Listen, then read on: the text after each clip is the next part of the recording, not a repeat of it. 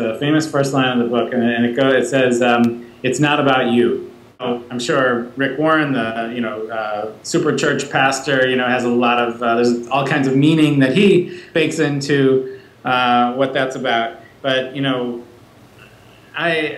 that's really meaningful to me because I never really of course I'm selfish in all kinds of ways and greedy in all kinds of ways and looking out for myself in all kinds of ways, but I'm just really interested in being useful in the world.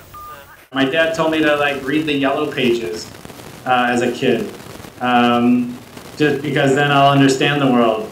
It's just the grist of the mill, real what people really, they need locksmiths and they need lawyers and they need asphalt pavers and they need chair and table rentals. So today's version of, just reading the Yellow Pages, I would say is, really exploring the internet aimlessly, which I wish I had more time for. But I can really say that, a lot of, I've gotten so much out of wasting time, exploring it. I'd be remiss if I didn't pimp my product in this context, but I really do believe it. I'm one of these people that have a real love-hate relationship with conferences. I feel antsy and anxious that I'm not doing real work and instead going to a conference. But my God, you really, this context for conversation with people that you don't normally run across is definitely so valuable. One of the reasons why I started Meetup was this feeling that day-to-day life. Day-to-day life does not include a conference-like experience where you just are given license or given permission to talk to strangers. In the context, if you're at TED and you're sitting next to someone, it's expected you're going to talk to them. If you're on the subway or you're at the grocery store and you talk to someone, they're going to call the cops. There's two competing things going on. On one hand, we're more connected than ever to our network, to our friends, and we're closer to them ever thanks to Facebook and other things. It's a wonderful thing. You can stay in touch with more people. The other side of the coin is that strangers become more strange. That if you're only surrounded by the people that and if you can live your life with earbuds in and a screen in front of your face, you never need to interact with strangers. And the less you interact with strangers, the less trust you have.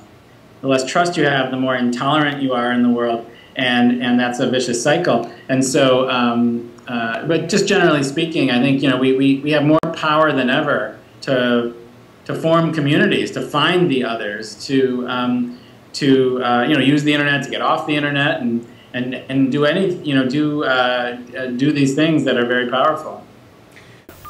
I think at the end of the day, we all need to be useful in the sense of making stuff and building things and doing things that that help people, that serve the world, that are able to be bought and sold. I mean, I think we're headed into a time where just being a marketing communications person or being a finance person is just less and less valuable, less and less needed, and less important. And I thought that as we need more people to make stuff and do stuff and build stuff and actually get their hands dirty and not just sort of create fake value but create real value. The question is, how do you use these tools and these capabilities to further that? Everyone thought that Google was the end-all be-all of the internet because Google said that their mission was to organize the world's information. And we could say, sure, that sounds great, that sounds important, and it is great, and that is important. But you know what? Organizing the world's information isn't everything, because information isn't everything. Organizing the world's people is even more interesting. And the power, what happens when the world's people are organized, what I mean by that is to say that you can collaborate with people on stuff. You can, now whether that means finding, collaborative funding of a project on something like Kickstarter, or the way in which, you can have a meetup about something in your town around your industry, and people, what emerges out of that are these mentorship programs, or these ways in which businesses are cooperating, and that kind of thing. I mean, here in New York, there's thousands of tech meetups going on, where if you have an interest in health applications for the iPhone, and you have an idea for what you want to do in that realm, well, you can go to a meetup and find the others. And so, it's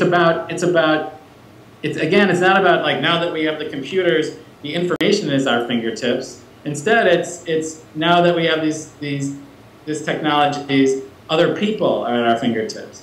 And it's always been true that that the most interesting things happen when people are connected. I mean, in fact, you go back to de Tocqueville, the French guy who came to America in the 1800s and tried to identify what was the thing that was special, that was making America really excel. And he said that what he saw was that Americans are always associating, was his word. And he said that the mother of all knowledge was how to combine, how people combine. How they unionize, and how they form, chambers of commerce, and how they form these associations that strengthen industries. And the fact is that anyone who's watching this interview, people who were doing your kind of work a few decades ago were getting together with other people doing similar kinds of work. It might have been an association or a union, or whether like the bar association was actually lawyers got together and they connected face to face. And so this isn't an argument for online versus offline or something like that. It's rather a means to say that the people have more access to each other. And when people are connected to each other, that's when conversations happen. That's when connections and collaboration and cooperation happens. And at the end of the day, that's the vitality of an economy, and the vitality of being really good at developing yourself in your career. Presume a couple things that will then really change, I think, a lot of how the economy works and the world works. And that is that one is everyone in the world is going to have a phone. Even today, more people have a phone than a toilet. And that's weird but true. And that secondly, everyone's going to be connected on a social network or social networks. Will it be Facebook or not? I don't know. But it's this idea that that people will have easy access to each other. Now, I think that whatever job you're in, whatever world you're in, asking yourselves, well, okay, because of those two things, when people are connected to each other, now can they loan money to each other in some interesting ways? Can they more easily? Can the people insure each other? And what does that mean for the insurance business? Can they, we all know they can, watch videos of each other, and that they can, they're with Airbnb, they are, loaning each other their apartments, and they're going to rent each other their cars, and they're going to, there's just a lot of things that are sort of a standard part of the economy that is going to get turned upside down, like how Craigslist cut the legs off the newspaper business. How? Well, they just made it easier for people to sell to each other and be in touch with each other. And that $100 billion newspaper industry didn't get just transferred to Craigslist. It basically just a lot of that value just evaporated. So I mean, basically, whatever industry or world you're in, healthcare or whatever, you have to ask yourself, well, if people are able to collectively act or collectively cooperate more easily, how does that change the world that I'm in? If you're in the banking business and you're giving loans to small businesses, maybe you can help connect those small business. Maybe you can introduce those small business owners to each other. So, you're sitting at the bank branch and you make 5 loans today to small businesses, maybe those small business owners could actually help each other out.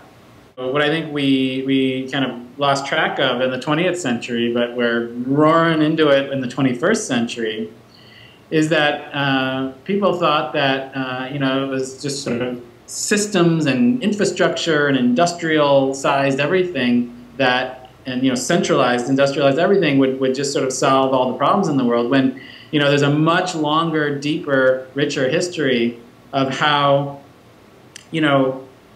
decentralized units of people are really awesome. I mean, whether it's the way religions are structured, or it's the way that just networks of families, and everyone is so surprised that there's going to be 1 billion people on Facebook, and it's not surprising at all. It's because the people that it's how people turn to each other and communicate with each other has always been a hell of a lot more interesting than any sort of big media, big Hollywood, big food, big finance can churn out.